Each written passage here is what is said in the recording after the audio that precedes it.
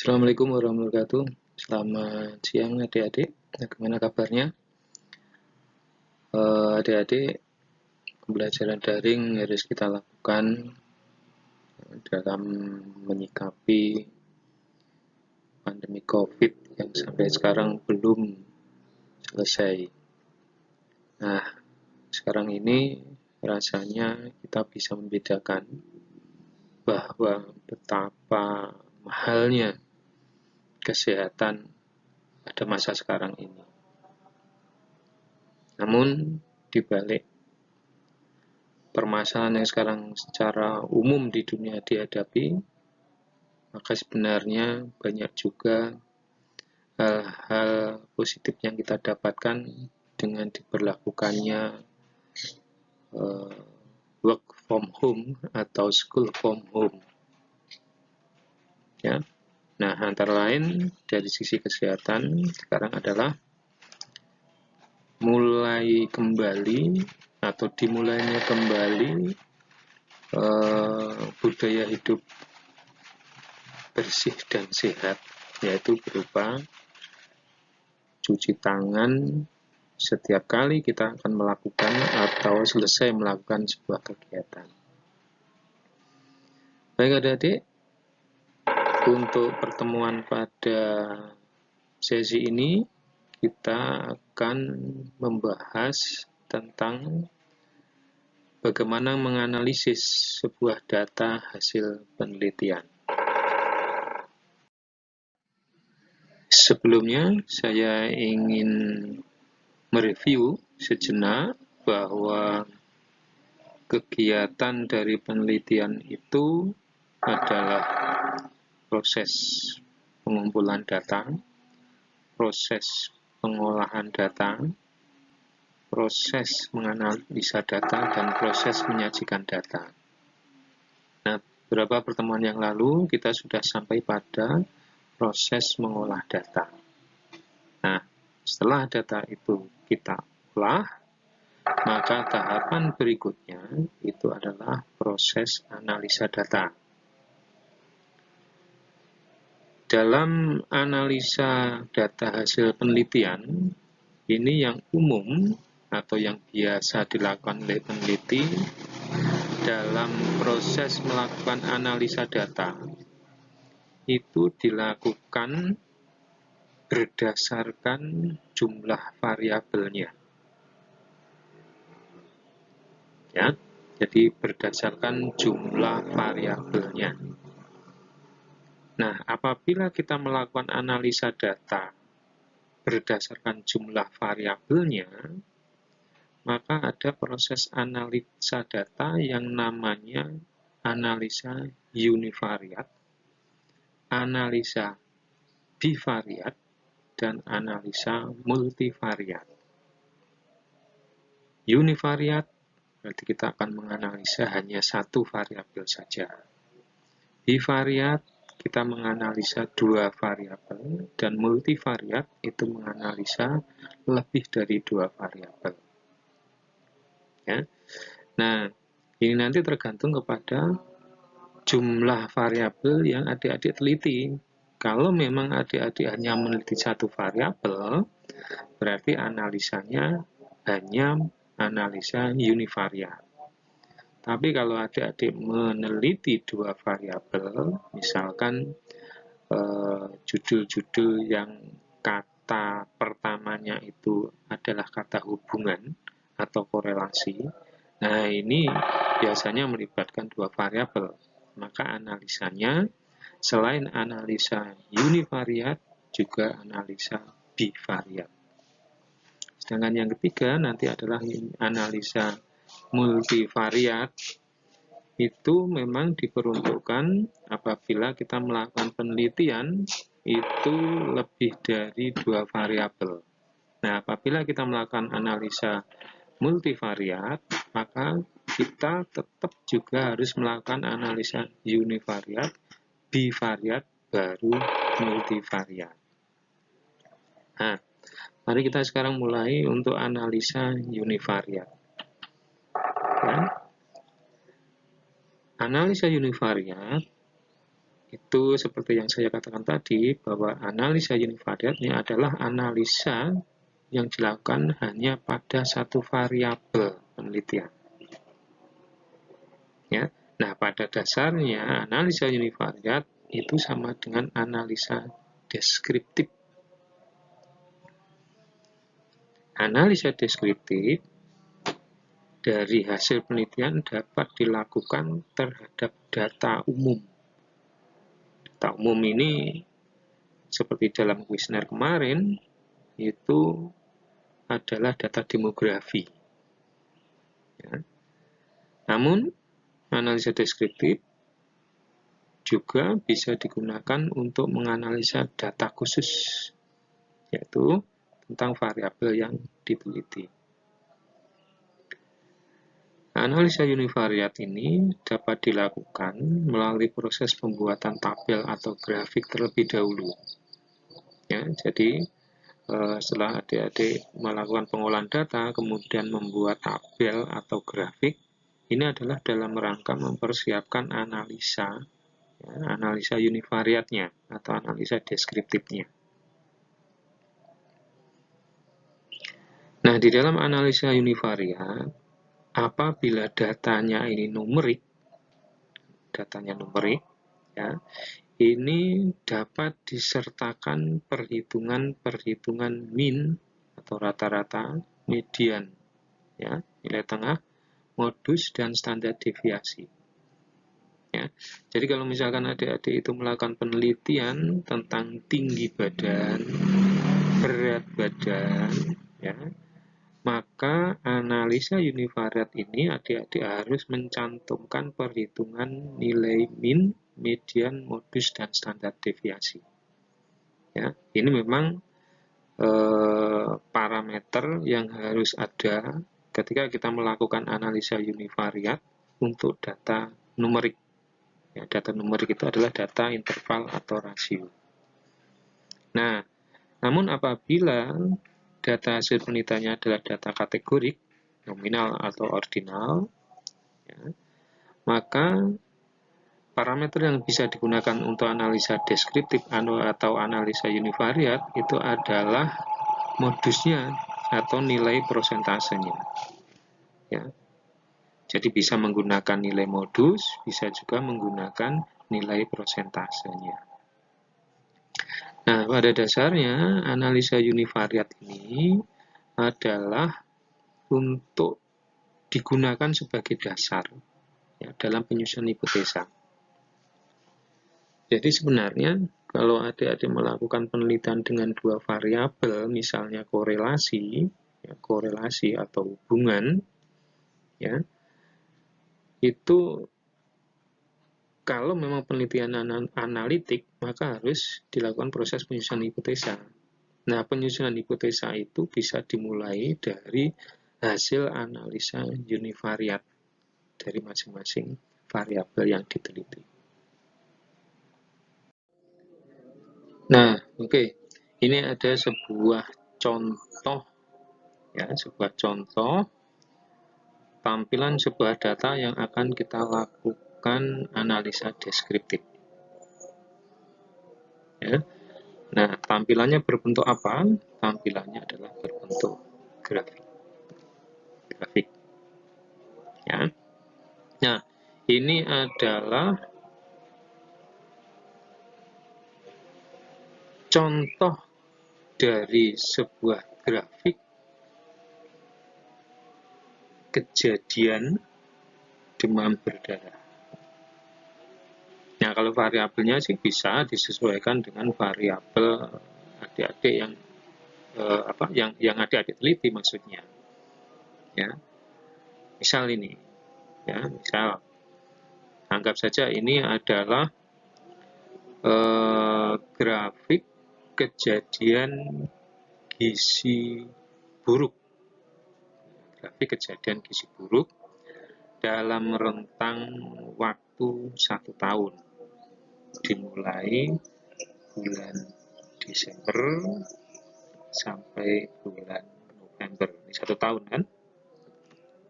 Nah, apabila data adik-adik ini diwujudkan dalam sebuah grafik batang atau bar chart semacam ini, ya, maka adik-adik di dalam melakukan analisa data, ya, nanti harus dicantumkan berapa angka kejadian paling rendah, berapa angka kejadian paling tinggi, berapa rata-rata kejadian dalam rentang 1 tahun, dan berapa standar deviasinya. Seperti tadi ya, seperti tadi pada saat kita membahas tentang beberapa hal yang harus kita cermati atau parameter yang harus kita sertakan di dalam analisa deskriptif, ya, ada min, median, modus, standar deviasi.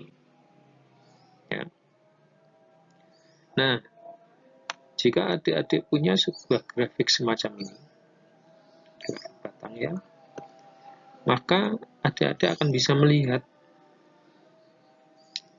pada bulan apa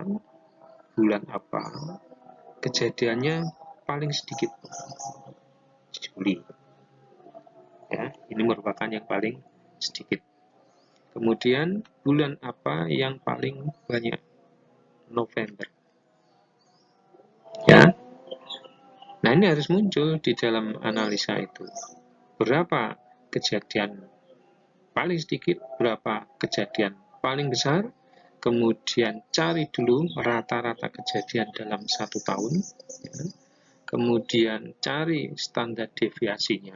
Nah, hitungan-hitungan itu menjadi sebuah bahan analisa yang harus dimasukkan ketika adik-adik memiliki data penelitian dengan skala numerik seperti contoh ini. Ya, grafiknya bermacam-macam sih kalau grafiknya, ya, bisa berbentuk grafik batang, atau kalau adik-adik ingin melihat sebuah tren, ya, trennya seperti apa sih? Ya, trennya seperti apa sih? Nah, nanti adik-adik bisa merubah grafik ini menjadi grafik garis. Ya. Nah, kalau grafik garis nanti yang diambil tengahnya semacam ini. Nah, dihubungkan begini. Nah, grafik garis. Oke, seperti ini. Nah, ketika kita punya sebuah grafik semacam ini bisa menjadi sebuah bahan analisa. Analisanya gimana? Nah, analisanya, ya, ini ada sebuah kecenderungan, ya. Datanya fluktuatif. Nih, Januari, ya, Januari tinggi, kemudian turun, ya, kemudian naik lagi, turun lagi, ya. Nah, ini seakan setiap 3 bulan itu ada proses naik turun. Nah, ya. Nah, ini bisa jadi sebuah bahan analisa atau kita gunakan analisa. Kalau di analisa 3 bulan bagaimana? Wah, analisa 3 bulan ini cenderung nih, ya, dari bulan pertama Januari yang tinggi, ya, kemudian turun 3 bulan, naik lagi, turun lagi 3 bulan, naik lagi, dan mencapai puncaknya, ya, gizi kurang atau gizi buruk ini pada akhir tahun, yaitu pada bulan November. Nah, ketika proses melakukan analisa ini, ya, adik-adik tidak boleh mengaitkan data-data lain selain data yang ada di dalam grafik ini. Ya. Jadi nggak boleh dikait-kaitkan dengan variabel yang lain. Jadi hanya variabel ini saja. Ya. Nah, ini memang perlu sebuah keseriusan, perlu sebuah ketelatenan, ya. Ya. Bagaimana membuat sebuah analisa yang bagus. Nah, paling tidak dari contoh ini, ya, kita bisa melakukan analisa univariat atau analisa deskriptif dengan bantuan grafik.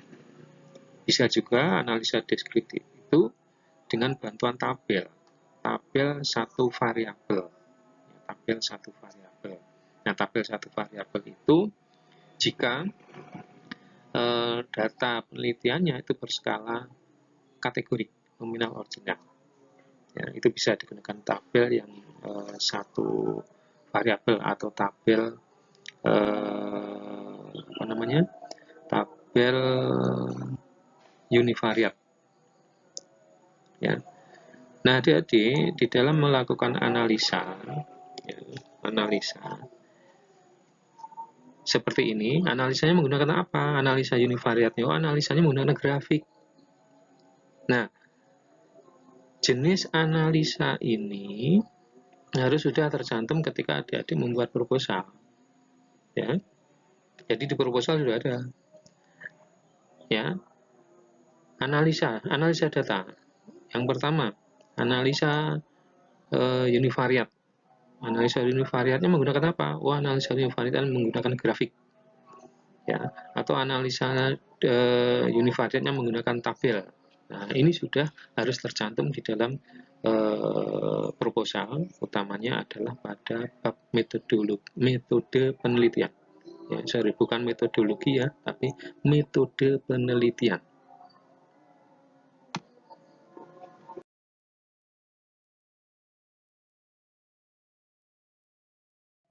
Oke, kita lanjutkan. Berikutnya adalah analisa bivariat. Bivariat, bi itu dua. Ya. Jadi analisa bivariat itu analisa data hasil penelitian yang melibatkan dua variabel. Ya, nih, dua variabel. Ya. Nah, analisa bivariat ini biasa dipakai apabila kita ingin melihat sebuah hubungan. Ya, jadi tadi sudah saya sampaikan, kalau analisa bivariat itu yang umum adalah digunakan untuk analisa yang judul penelitiannya adalah kata pertamanya itu adalah korelasi atau hubungan. Ya. Oke. Analisa data korelatif dari hasil penelitian ya, dilakukan pada data umum terhadap data khusus. Yang kedua, data khusus terhadap data khusus. Artinya apa? Ya.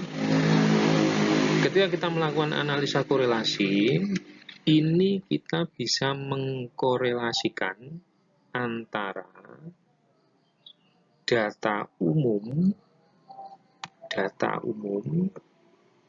dengan data khusus. Ya, data umum itu misalnya demografi, data khususnya adalah variabel khusus yang adik-adik teliti. Ya, jadi untuk mencari hubungan data umum, data demografi, misalkan usia, ya, dengan data khusus dari penelitian itu, misalkan pengetahuan tentang ASI, adik-adik bisa menghubungkannya, bisa mengkorelasikan, bisa melakukan analisa bivariat antara usia dengan pengetahuan ibu tentang ASI. Nah, itu bisa. Ya. Usia itu adalah data demografi, pengetahuan ibu tentang ASI itu adalah data khusus dari yang dilakukan penelitian. Nah, ini bisa. Ya. Kemudian yang kedua tadi, analisa bivariat atau analisa korelasi bisa digunakan untuk melakukan analisa variabel dari data khusus yang kita miliki dengan data khusus yang lainnya. Ya. Jadi kalau adik-adik punya judul penelitian, ya misalkan hubungan antara penyuluhan atau edukasi dengan tingkat pengetahuan ibu tentang ASI. Ya. Hubungan penyuluhan dengan tingkat pengetahuan Ibu tentang ASI. Ya. Variabel khusus yang pertama itu adalah tentang penyuluhan. Variabel khusus kedua itu adalah tentang pengetahuan Ibu tentang ASI. Nah, ini bisa dikorelasikan. Ya, bisa dikorelasikan.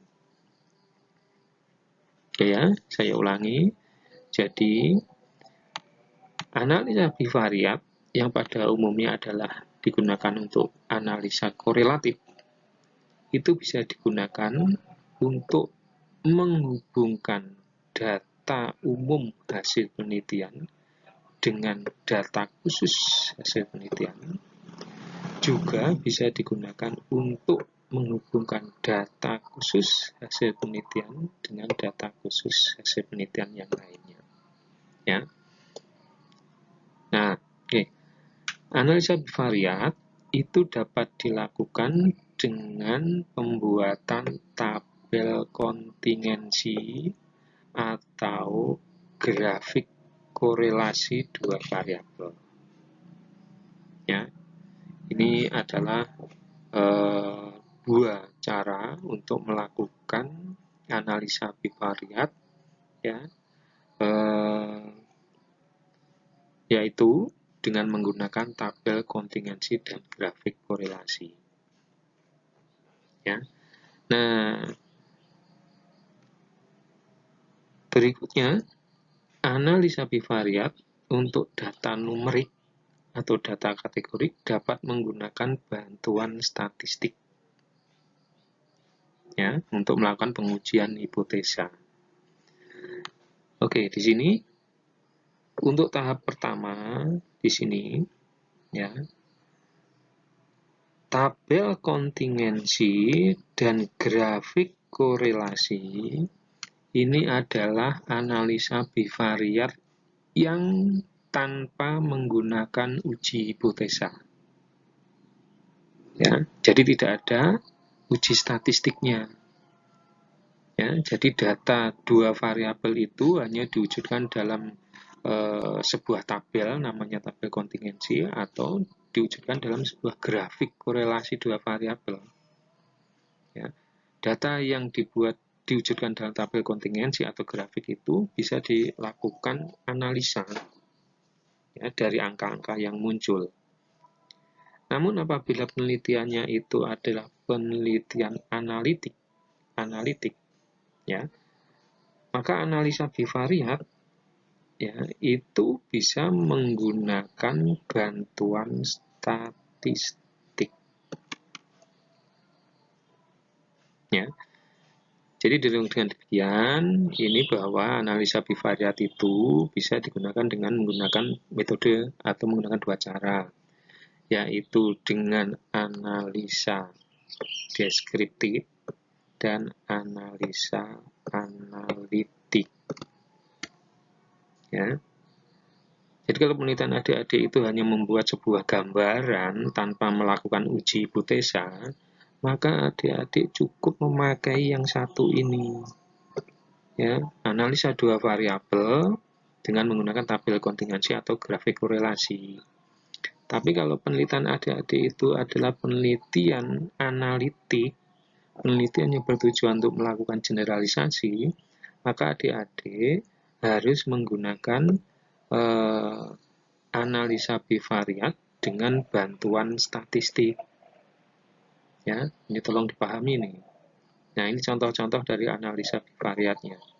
Ada koefisien kontingensi, speed rank, present product moment.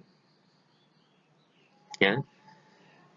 Nah, kalau tadi analisa deskriptif itu bisa digunakan sebagai dasar untuk menganalisa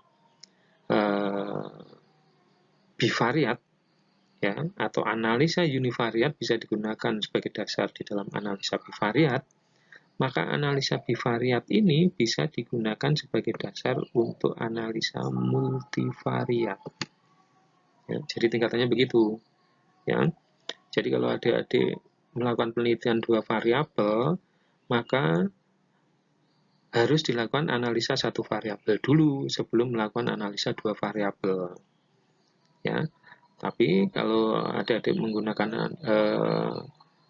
variabel yang diteliti itu lebih dari 2, maka adik-adik harus bertingkat.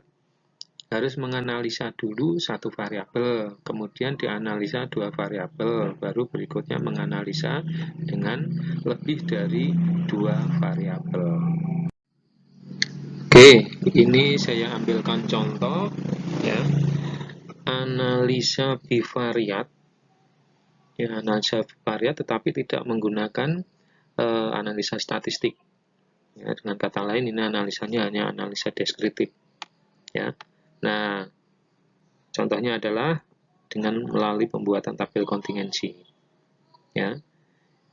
Ini adalah variabel independennya.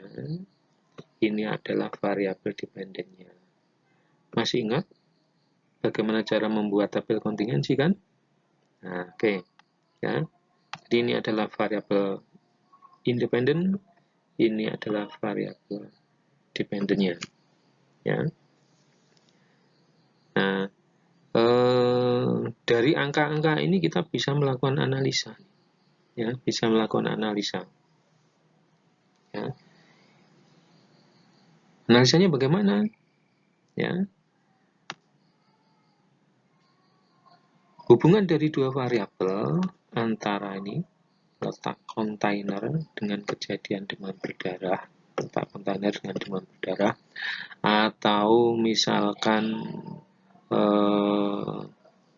jenis kelamin misalkan ya, jenis kelamin dengan berat badan misalkan, bisa juga sih semacam ini ya. Yang penting 2 variabel itu bisa diwujudkan dalam satu tabel, namanya tabel kontingensi, bisa muncul semacam ini ya.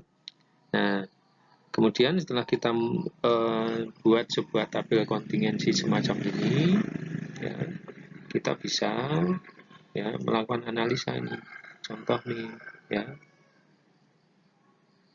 ini yang di luar rumah lebih tinggi daripada yang di dalam rumah. Ini kejadiannya nih ya. Ya. Sorry. Maksud saya ya, kalau dilihat letak kontainer ya, kontainer di luar rumah ini yang mengalami demam berdarah ada 4 ya, yang di dalam rumah ini yang terjadi demam berdarah ada 8. Benar ya, berarti yang ada sebuah kecenderungan bahwa demam berdarah ini lebih banyak terjadi pada kontainer itu tempat perindukan ya, kontainer yang ada di dalam rumah. Nah, ini berdasarkan data loh ya, berdasarkan data ini ya. Yang di luar rumah itu 4, yang di dalam rumah ada 8 ya. Ini dari kontainernya, tapi dari kejadiannya tadi ya. Jadi yang 8 ini terjadi demam berdarah dari kontainer yang ada di dalam rumah. Yang 4 ini terjadi demam berdarah dari kontainer yang ada di luar rumah. Ya. Nah, jadi ada sebuah kecenderungan ya, untuk kontainer-kontainer yang ada di dalam rumah ini cenderung untuk menyebabkan atau menjadi tempat perindukannya demam berdarah.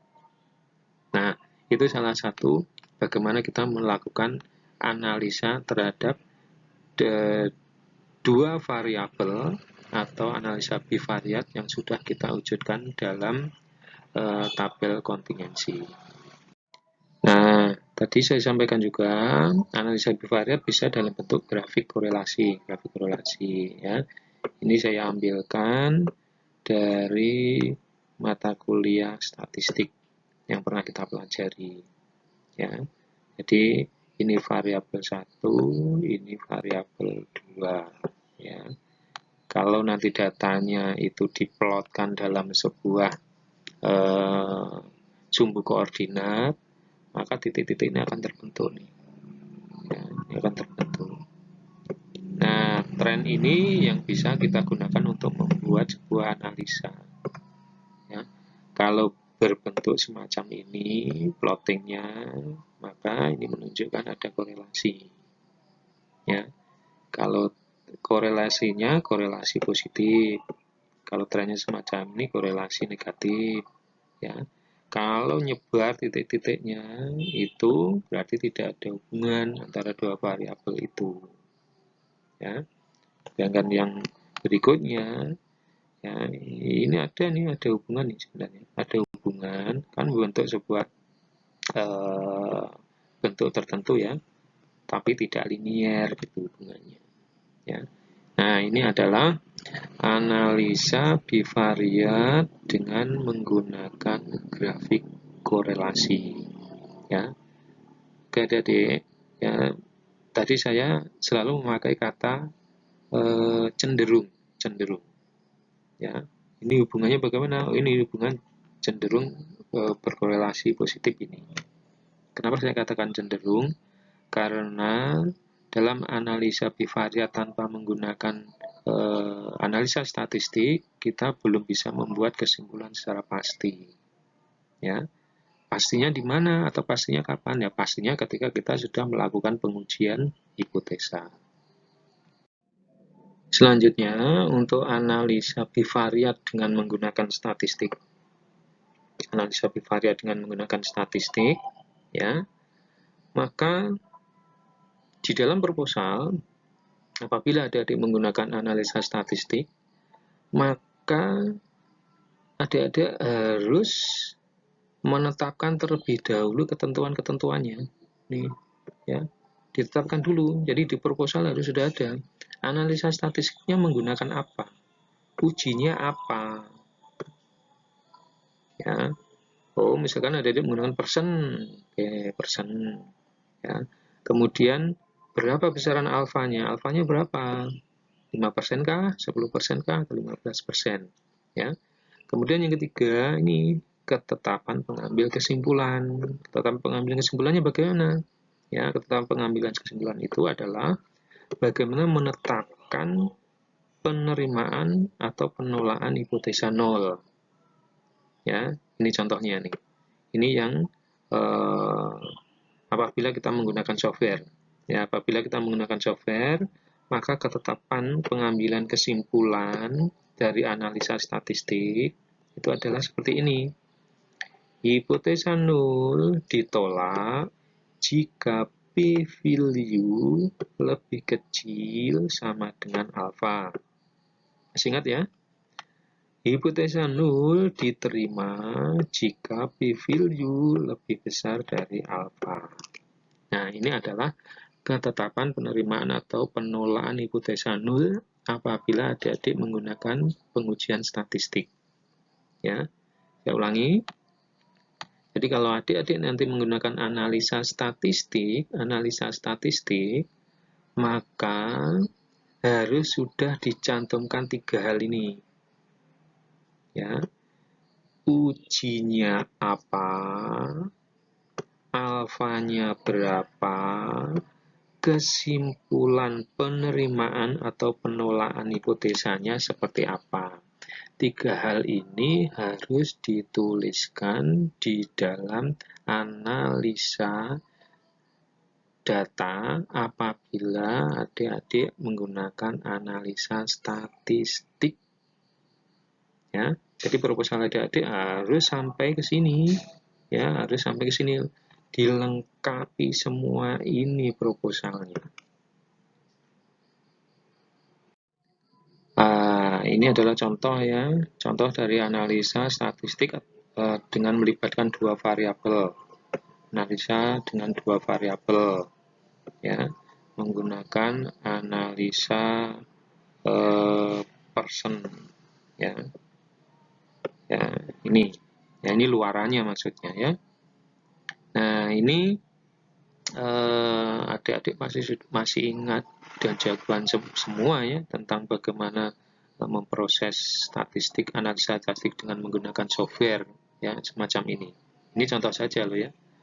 ya. Baik, berikutnya untuk analisa multivariat. Analisa multivariat, ya, analisa yang melibatkan lebih dari 2 variabel. Ya. Analisa multivariat sering juga disebut analisa korelasi ganda atau bertahap. Ya. Nah, analisa korelasi multivariat, ya, ini seperti juga analisa univariat tadi ya, bisa digunakan untuk analisa data umum dengan data khusus juga dengan data khusus, bisa juga ya. Nah, analisa multivariat seperti halnya analisa bivariat, ya, itu bisa dengan cara membuat sebuah tabel kontingensi. Tapi kontingensi multivariat ya, bukan kontingensi yang bivariat seperti tadi. Ya, kontingensi multivariat. Bisa nggak bikin? Bisa. Kalau adik-adik paham menggunakan software statistik yang pernah kita pelajari, maka pembuatan tabel kontingensi multivariat sangat mudah sekali.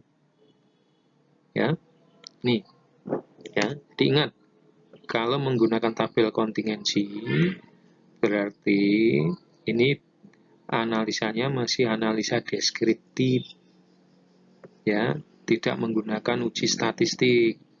Tapi kalau analisa multivariatnya itu menggunakan bantuan statistik, ya, ini analisanya memang sudah analisa dengan bantuan pengujian statistik. Ya, jadi sama dengan analisa bivariat, bisa hanya menggunakan tabel, ya, kalau memang tujuannya adalah untuk melihat hubungan, ya, variabel secara deskriptif saja, itu bisa dengan menggunakan tabel kontingensi. Tapi kalau untuk proses generalisasi, maka analisa multivariatnya itu harus menggunakan statistik. Ya. Nah, contoh dari pengujian statistik multivariat itu antaranya adalah regresi. Sudah pernah nyoba regresi kan? Kemudian permodelan yang lainnya. Ya, permodelan yang lainnya itu bisa analisis dan lain sebagainya. Ini adalah contoh analisa multivariat dengan menggunakan regresi ya, ini regresi ya, ini contoh ya. Ini adik-adik udah pernah melakukan analisa ini pada saat kita belajar statistik ya. Nah, jadi yang perlu saya ingatkan adik-adik, di dalam pembuatan proposal penelitian, adik-adik nanti harus sampai kepada tahapan terakhir ini, bagaimana teknik analisa data adik-adik. Ya, nah adik-adik bisa menuliskannya seperti tadi, ya, analisanya didasarkan pada jumlah variabelnya. Jadi ada analisa univariat, ada bivariat, ada multivariat. Ini disesuaikan dengan penelitiannya masing-masing loh ya. Ya, jadi bukan selalu harus ada analisa univariat, bivariat, multivariat, ya, tidak harus, tergantung kepada penelitiannya. Kalau penelitiannya adalah membuat sebuah gambaran, berarti analisanya hanya analisa univariat. Tapi kalau penelitiannya adalah korelasi atau hubungan, ya, nah berarti analisanya ada analisa univariat, ada analisa bivariat. Ya, nah jadi harus selektif di dalam pakai, tidak boleh semuanya. Ya. Oke, kita sudah selesai materinya. Ya, yang perlu saya ingatkan, adik-adik harus berusaha untuk melengkapi proposalnya sampai pada teknik analisanya. Ya, teknik analisa datanya. Ya, harus lengkap. Ya, oke. Selamat belajar, selamat mencoba untuk melengkapi proposalnya, sehingga proposal akan lebih baik isinya maupun susunannya, sehingga nanti bisa dilanjutkan untuk penelitian karya tulis ilmiah adik-adik sendiri. Oke, selamat belajar, tetap jaga kesehatan. Kita nanti akan bertemu lagi pada materi berikutnya. Saya akhiri, wassalamualaikum warahmatullahi wabarakatuh.